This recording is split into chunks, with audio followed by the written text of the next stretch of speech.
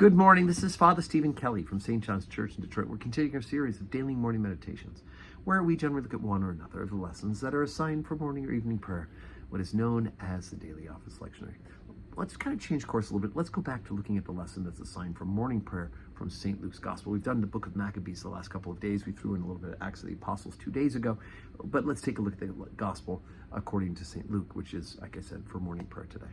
Luke chapter 9, beginning at verse 18. And it came to pass, as he was alone praying, his disciples were with him, and he asked them, saying, Whom say the people that I am? They answering said, John the Baptist, but some say Elias, and others say that one of the old prophets is risen again. And he said unto them, But whom say ye that I am? Peter answering said, The Christ of God. And he straitly charged them and commanded them to tell no man the thing, saying, The Son of Man must suffer many things, and be rejected of the elders and the chief priests and the scribes, and be slain, and be raised the third day. And he said to them all, If any man will come after me, let him deny himself, and take up his cross daily, and follow me.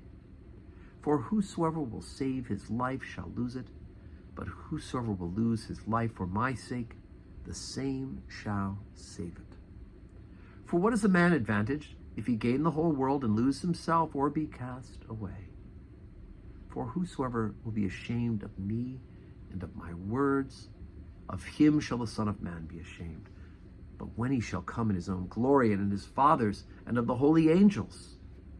But I tell you of a truth, there be some standing here which shall not taste of death till they see the kingdom of God. Okay, so you're listening to this and you're going, wait, aren't there lines missing from this? Well, the other gospel writers include a little bit more conversation. Maybe Jesus said these sort of things at different occasions.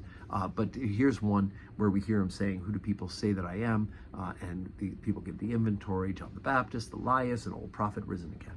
But it's Peter who gets the right answer. And elsewhere in the scriptures, Peter is then given the keys of the kingdom, right? He's made the rock. But Luke, in this particular episode, this particular pericope, which is a teaching section of the scriptures, omits that. Not that he didn't say it later on or at another time, but in this particular moment, he rejects it. And then Jesus lays out what's going to happen to him, right? He's going to go.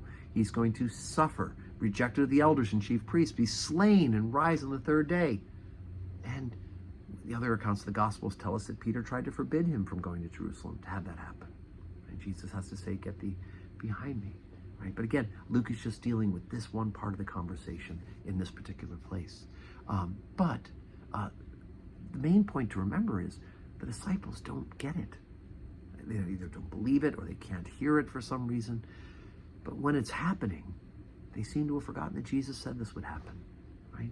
And when he is slain, they've forgotten that he says he will rise on the third day.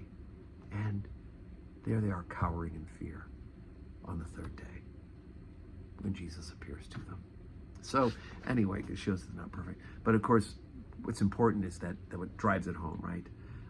Whoever will lose his life, whoever will save his life will lose it.